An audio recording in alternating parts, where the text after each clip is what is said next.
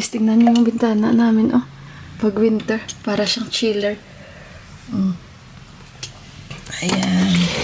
So, kakagising ko lang. Mayroong aga, good morning. Unahan na tayo ni, Mr. Sun, Mr. Golden Sun. Kumusta kayo? Naglilinis ako ngayon. Tapos na ako dito sa kwarto. Nakikita niyo na ba? Ayan, tanggal ako ng mga alikabok. Ako sa bintana. Naglinis-linis. Tsaka dito sa mga cabinets namin. And naglaba po ako ng mga pending ko na mga bedsheets, mga rugs, nilabahan ko. And dito na ako ngayon guys sa labas. At wala si Deepak dito guys. So today is Thursday. Today yung pinaka-last na exam nila ni Johan. And tomorrow, thanks God, pwede na tayong magising ng late dahil bukas ay wala na po silang pasok. So, ayun guys. At mamaya ako na ikwento sa inyo dahil nakapag-book na po tayo. So, ayun nga guys, uwi tayo sa village. So, nakapag-book na po kami. At kasabay po namin si Auntie. Bukas na siguro ako mag-ipake. Nasabi ko na sa last ko na vlog, tayo ay uuwi doon sa village. So, magbibisita na naman tayo sa village guys dahil walang work si Dito. Uuwi si Auntie sa village. So, sabay na rin kami sa kanya at doon tayo mag-stay sa bahay nila. So, matagal-tagal din bago tayo makakabalik sa village. At so, sa mga nag-aabang dyan ng pag-uwi natin sa village, abang-abang lang kayo. Nawili ako linis guys sa kwarto. Tapos hindi ko alam kung anong unahin ko. Basta ako lang mag-isa dito. Ito yung ginagawa ko ba. Gusto ko maglinis para mabilis matapos yung oras ko. Kita nyo, naglaba ulit ako. Dahil unlimited yung tubig natin this time. So maglaba tayo as much as we can. So ayun pala guys. Kasi nga mag-birthday yung aking pamangkin sa Sabado. So na-mention ng bunsong kapatid ko dahil nag-usap kami. Nasabi niya gusto niya daw mag-order ng dirty ice cream. Ang tagal ko na talagang wala sa Pilipinas, Parang hindi din ako updated kahit nagbablog po ako. Hindi ko na ba alam ano yung dirty ice cream na yan. Hanggat sa sabi ng bunso namin na sa amin noon is meron pang nag-iikot-ikot yung sorbete pala. So parang naano ako na bakit dirty ice cream? Parang ganun. Kasi hindi naman yan dirty. Nag-research ako kasi tinatanong ko talaga yung kapatid ko na bunso, bakit dirty ice cream ang tawag dyan? Iyan yung kinalakihan natin. Talagang ang ganda ng ang saya ng memories dyan na pag naririnig na, pila-pila na agad. Kasi maalala ko yung papa namin, kahit busy yung papa namin sa talyer, talagang pag dumaan yan. And meron pa kaming isang favorite, yung velvet. Aside from ice cream, tapos iba-iba pang flavor sa tube niya, diba guys? 3 yan. Tapos, pagkilala pa si mamang sorbetero, dadagdagan pa niya, dadamihan pa niya. So, parang yan yung isa sa childhood memories ko din o namin o kayo dyan na talagang maganda yung naging memory natin at bukod sa maganda, masaya. Hindi talaga ako hindi talaga ako mapakali kung bakit tinawag siyang dirty ice cream. Ang mga sorbetero dapat i-honor nga sila dahil napaka-dedicated nila gumawa ng ganyang ice cream. Tapos iikot pa sila sa ilang barangay at marami pa silang mga bata na mapapasaya.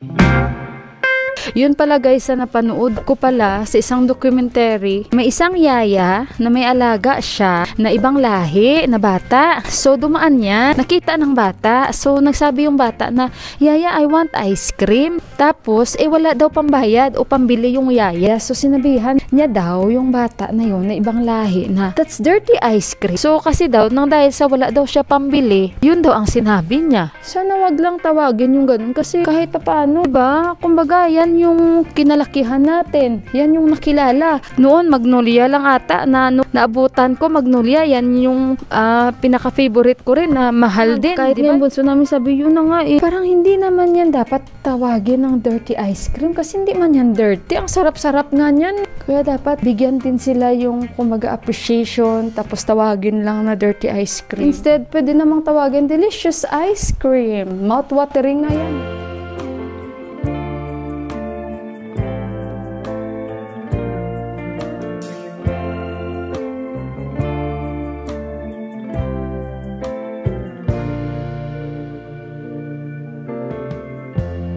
Lighten up, take me on your magic river. Tell me all your dreams align.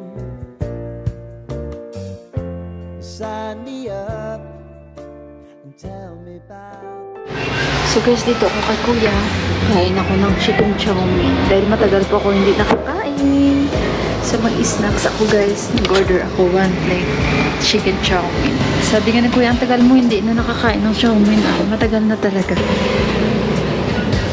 So ayan na guys yung aking snacks. And may lemon ako lagi. So kain tayo.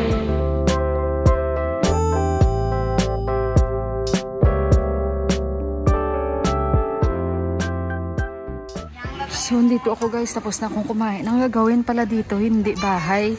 Parang ganyan, oh. Gagawa sila ng parang apartment dito na parerentahan nila. Kaya ipa-flat nila yan.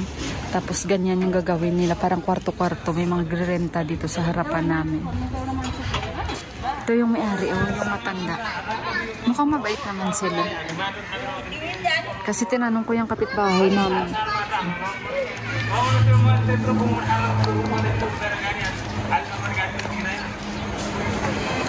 So ito guys, ang sinasabi ko sa inyo, ang dami na naman naming lilinisan dito. Oh, mas dumami this time. Pero mabilis lang yan guys, bunutin ang mga to, mabilis lang yan.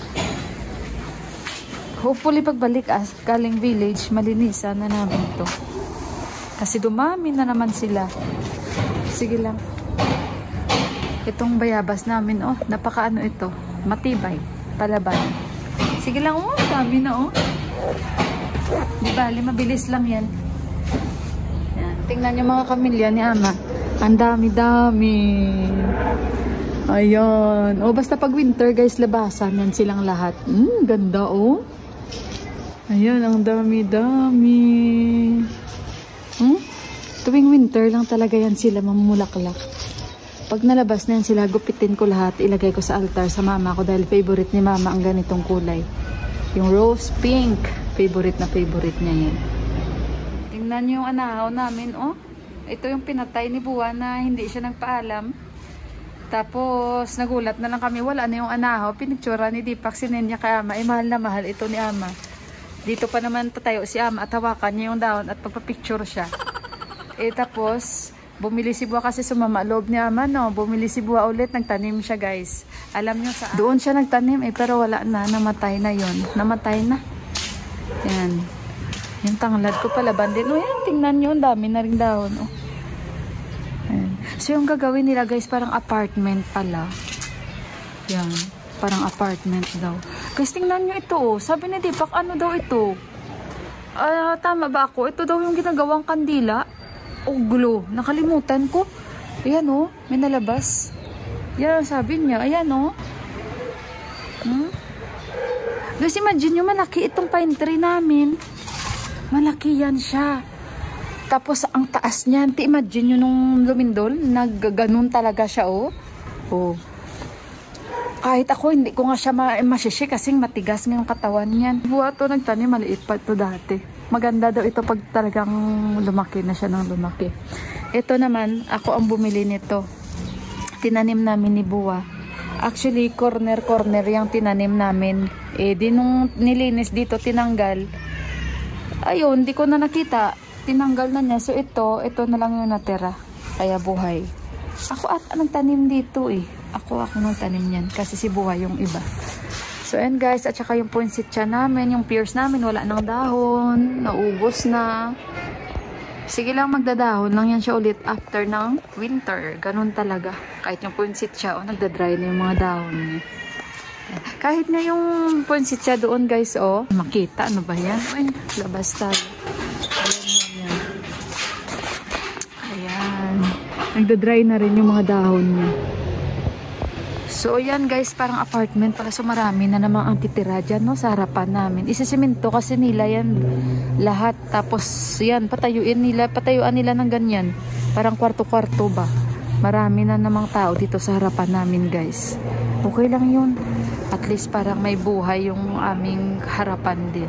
I think half lang yan yung lupa nila. Ito half, iba naman yung may-ari. Guys, bumalik dito yung nag-aayos ng washing machine namin kasi tinawagan namin. Gawa nga ng naglilik ba? Yung ano bang tawag dun, guys? Ipapakita ko sa inyo. Talbog na naman yung 1,000. Grabe, yung ganun lang siya na parang pipe. Ano siya, guys? 1,000 agad yung bayad namin sa kanya ba? Ang ganito siya, guys, 1,000. Ni-replace niya kasi ito yung luma namin. Kasi nga, nung naglaba ako, nag-leak siya. Although, hindi naman siya ganun kabilis yung tubig. Pero, nilalagyan ko lang siya nung parang, tabo ba? Kasi, nagtulo lang siya. Hindi naman siya mabilis na tulo. Tapos, 1,000 lang ganito. So, would you imagine, guys? Grabe, nagulat ako sa kanya. Paglipat nila niyan, at pag-ayos nila, yung charge nila is 700. Tapos, ngayon, 1,000. Sabi ko, what? Sabi ko sa kanya. Ano ko na itong mga basahan ko. But anyway, guys, i-end ko na yung vlog ko. Again, maraming salamat po sa inyong lahat sa pagsama nyo naman at mapanood lang itong vlog ni Inday Mila. Saan ko ipatong? So, salamat guys ha. Mag-ingat kayong lahat. And see you sa ating vlog sa village. Itatry ko bukas na syempre makapag-upload bago tayo bumiyahe. At ayun guys, para kahit paano updated pa rin kayo sa ating vlog. So don't forget to like and subscribe. And salamat sa inyong laging pagko-comments. And of course, sa hindi pag-i-skip ng ads. Thank you so much. God bless you and I love you. Bye-bye.